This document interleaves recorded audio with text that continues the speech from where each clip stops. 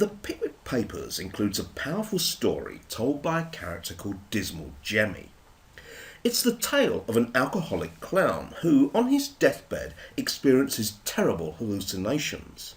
The clown sees visions of reptiles, insects, grotesque faces. He imagines himself performing on stage again before he collapses on his pillow, dead. Dismal Jemmy also promises to tell a second tale, but that doesn't happen. In Death of Mr. Pickwick, I wanted to bring back Dismal Jemmy so that he could tell that missing tale. I realised that Jemmy's second story would have to be one that the young Dickens could plausibly have written, and also somewhat similar to the tale of the dying clown. I looked around, and in the village of Cobham, a place which Dickens knew well, I came across a local legend which I thought would work. And so here is Dismal Jemmy completing the unfinished business of the Pickwick Papers after a gap of over 175 years. There is nothing exotic or foreign in these events, said the dismal man. I shall not speak of distances far from here. All took place but a few miles from this very house, in the depths of Cobham Woods. Those woods deserve more notice than is usually bestowed, for they hold an extraordinary building, a building which has that most mundane of purposes, to hold the dead remains of human beings. It is a mausoleum. Sickness and old age might add to this building's occupants, but never poverty and want, for no poor man would have his final resting place in such an edifice. I speak of the mausoleum of the ennobled Darnley family. It is strange, singular, and impressive, with a stone pyramid incorporated into its structure. Yet its strangest feature is not architectural, but that it was never used. No coffin was ever deposited within its walls, and there has been just one resident, and he a living man, whom I knew before he entered the mausoleum, and whose downwards path is also known to me. The circumstances of the mausoleum's construction are worthy of note. The Earls of Darnley were wont to be buried at Westminster Abbey, but too many deaths and too little space resulted in the filling of the family vault to capacity. Thus an architect received the commission to create the mausoleum, to serve the needs of the Darnleys for generations ahead. The location was chosen to yield a view of the Thames and the Medway and the Kent Downs, and in due course a square building in Portland stone incorporating the prominent pyramid arose upon William's Hill, the highest local point. Inside were its empty coffin shelves. All that was required for the building to begin its working life, if I may use the expression, was a death and a consecration. Death there would have been, but consecration was down to the Bishop of Rochester.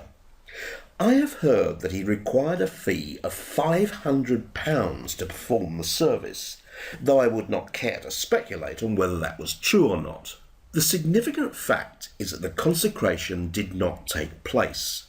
The result was that this building, this grim hotel, did not receive any guests.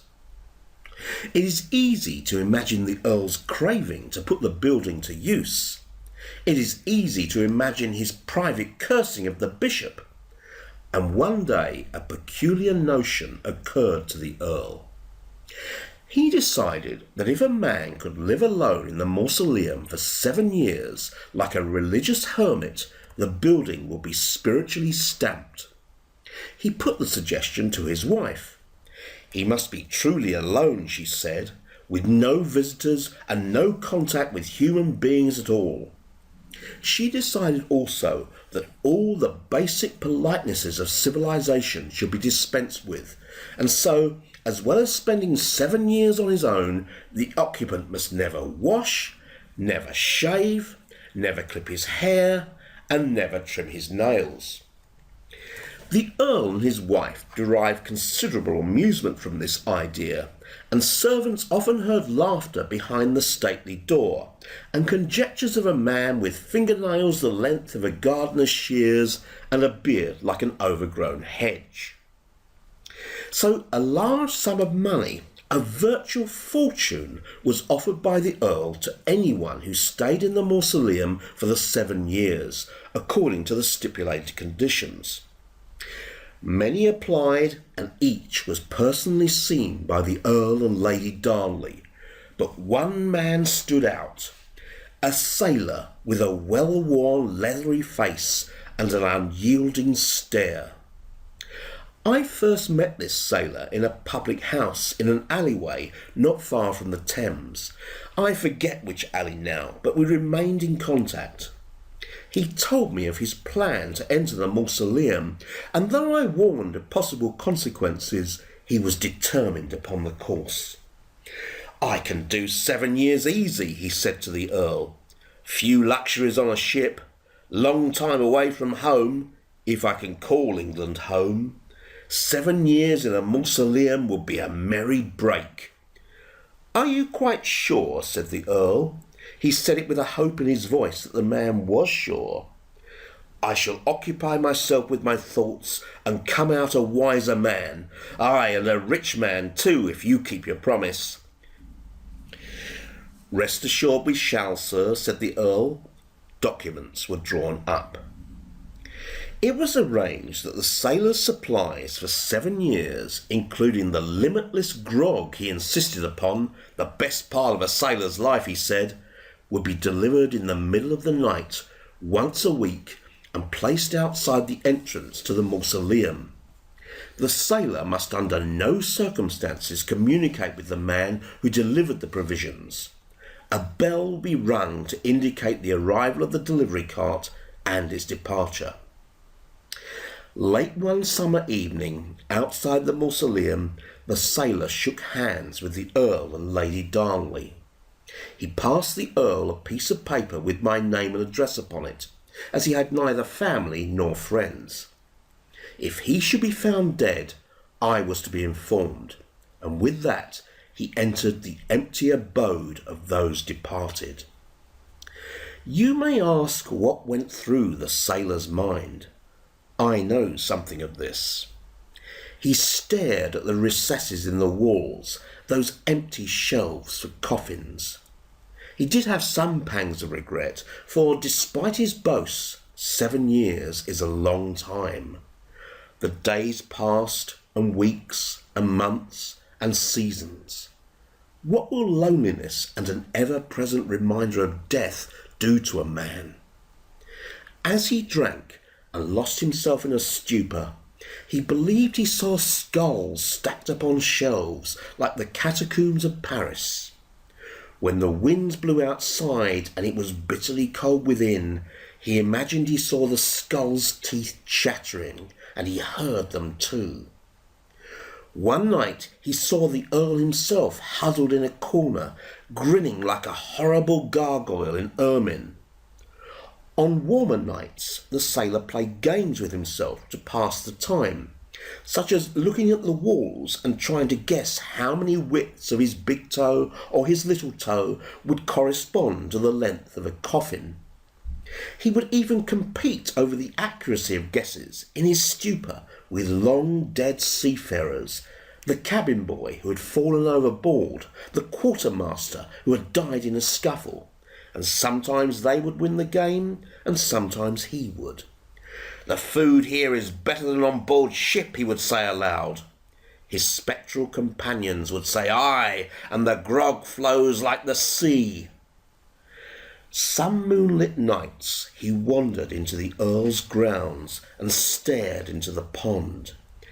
Terrible, enticing thoughts entered his mind, and he could barely restrain himself from walking into the water like a fallen woman.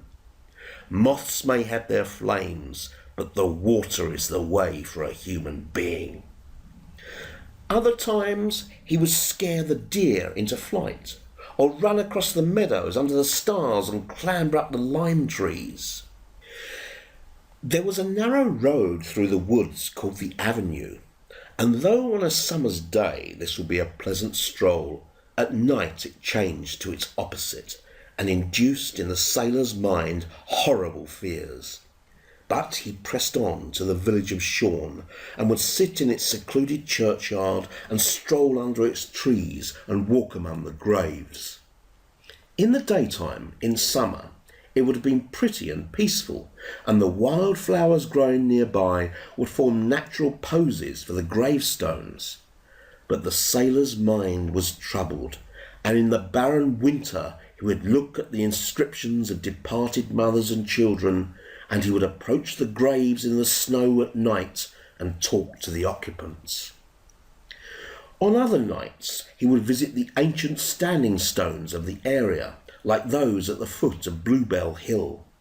He would talk to the stones and touch them. Was it here that Vortigern was laid to rest? Whenever he touched the stones, he heard the murmurs of ancient tongues. With such diversions and amusements, nearly 2 years passed. Then one night, just when the delivery cart came, the sailor burst forth, raving mad, his hair reaching to his shoulders, his fingernails grown like claws with which he slashed the air, his beard indeed like a hedge. The delivery man and his boy overpowered the sailor, though with great difficulty, for he had a madman's strength. But somehow they trussed him up in the ropes used for securing barrels of grog and carried him off to the Earl. I was summoned. I sat with the sailor at his bedside as he told me of his time in the Mausoleum. He spoke of the visions he had seen and the voices he had heard. Often he was barely coherent.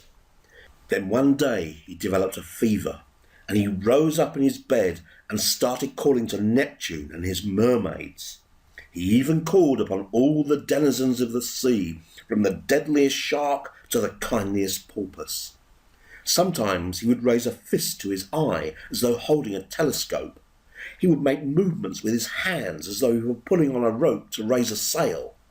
This continued for hours. Suddenly he emitted a terrible, ear-splitting howl. I tried to calm him, but I had to cover my ears. It was unbearable.